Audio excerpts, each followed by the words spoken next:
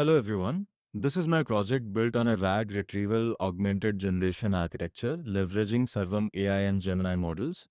The interface you see here is the chatbot module that enables users to interact with the system in a simple and intuitive way. Indian citizens can upload their government related documents such as land records, certificates, or agreements and ask questions in natural language.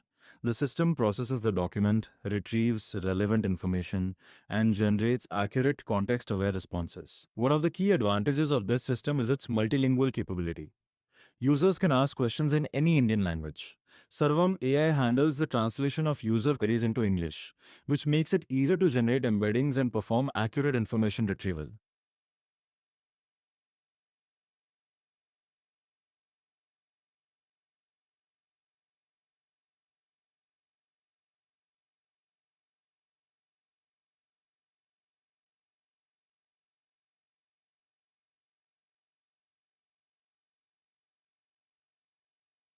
Now, when a user uploads a document in any Indian language, the system first uses the Sarvam AI model to translate the document into English. Once translated, embeddings are generated from the English text. This makes it easier to process the document within the RAG pipeline, as the text can be efficiently converted into vector representations. These vectors are then stored in the vector database, enabling accurate semantic search and context retrieval for question answering. The reason we use Sarvam AI is that it is specifically trained on a wide range of Indian languages and their diverse dialects. Compared to many general purpose models, it performs better in understanding regional linguistic variations, making the system more reliable and inclusive for Indian users.